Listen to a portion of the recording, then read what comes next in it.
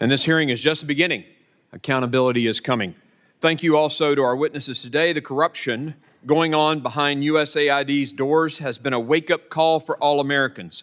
As chairman of the House Homeland Security Committee, I spent the last 2 years exposing the Biden administration's sabotage of our border and the policies that kept America safe.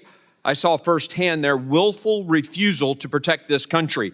Under the guise of foreign aid, USAID has been an unapologetic front for a far-left agenda. It has become self-evident there weren't a handful of foolish policies, but rather a coordinated strategy of radical, idiotic, and often anti-American priorities. Idiotic, you say? Millions to teach Moroccans how to make pottery? The Moroccans were making pottery before we were a country. This entire debate today and the crocodile tears from Democrats just goes to show what's wrong with this town. Not a single Democrat I've heard has expressed dismay at the many examples of crazy, wasteful spending. I don't understand the objection to a deep dive in how we spend our money, but perhaps it's the fact that over the last several weeks, a massive surge has occurred in the search for a criminal defense attorney. That probably says it all. 5 times in this city, any other city in the nation. I'd like to remind the committee that President Kennedy unilaterally created USAID through an executive order in 1961. Yet the President Trump, orders a momentary pause after winning a mandate for reform, and Democrats cry, "Constitutional crisis." This is after 4 years of reckless spending and unrepentant lawlessness from the Biden administration. I want the American people to understand how this works in Washington. As long as you're spending other people's money, no one bats an eye. But the second you want to save taxpayer dollars, the swamp cries wolf, or in this case, unprecedented constitutional crisis. This breathless, fake outrage from the left is utterly insane. And you know what the American people, you know they can see right through it. The generosity of Americans and the blessing of giving aid to others has always been one of our most valuable tools for diplomacy. The American people have a proud history of championing aid to our fellow man, but lawless bureaucrats have poisoned that goodwill. Many USAID programs are wasteful and actively sabotage our diplomatic relationships by forcing woke ideology on our partners. Just look at PEPFAR, a beacon of hope in the fight against HIV/AIDS, yet the Biden administration even weaponized this crucial program, jeopardizing lives and undermining our relationship with African nations. Under Administrator Powers, our message to Africa was explicit, as it was heinous. Abort your babies and violate your religious convictions, or we won't grant you life-saving aid. Let me be crystal clear to those who've been complicit in this betrayal.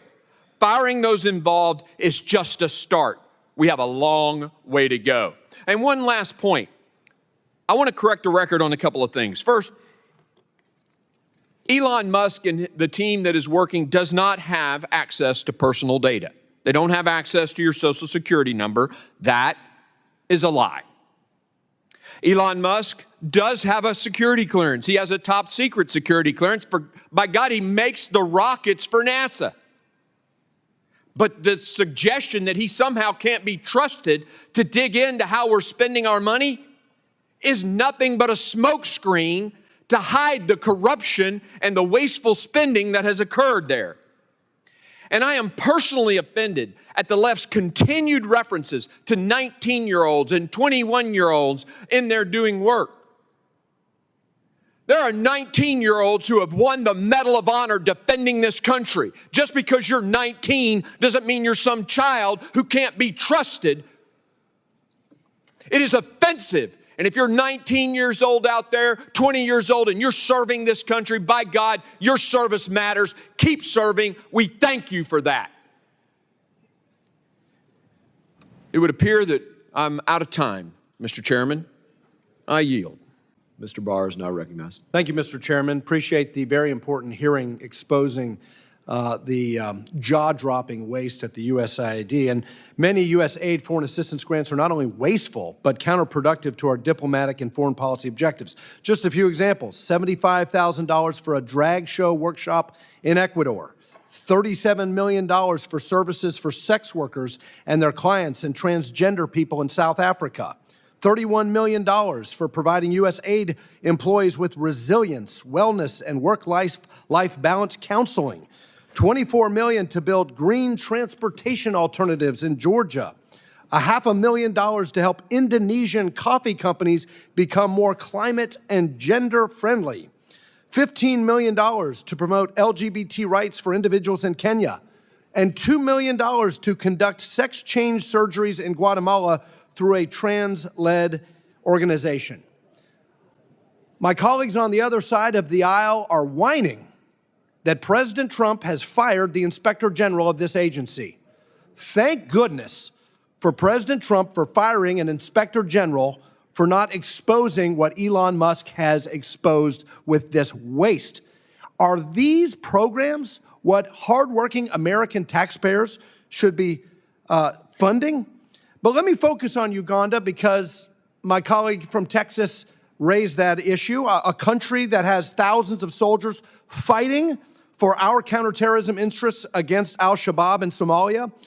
And that country was severely punished by the Biden administration for signing its anti-homosexuality law into law in May of 2023.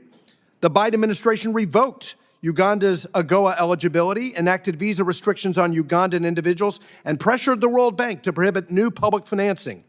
Despite this, U.S. aid has provided a $600,000 grant to, quote, empower Uganda's LGBT community to push back against this legislation, and a $5.4 million grant to shift public perception and attitudes in Uganda towards LGBT acceptance and to train LGBT individuals on the skills needed to engage in the economy. Now, in Uganda, China is expected to finance the $5 billion East African crude oil pipeline directly because Western leaders and the World Bank are walking away from the project because the Biden administration's response to their own domestic legislation.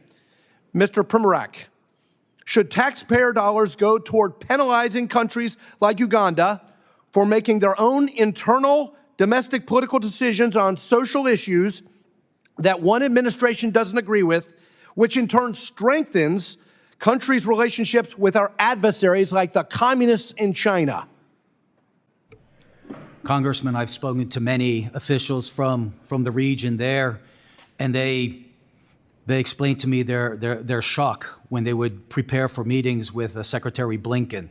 They prepared about how can we work together to combat China, actually.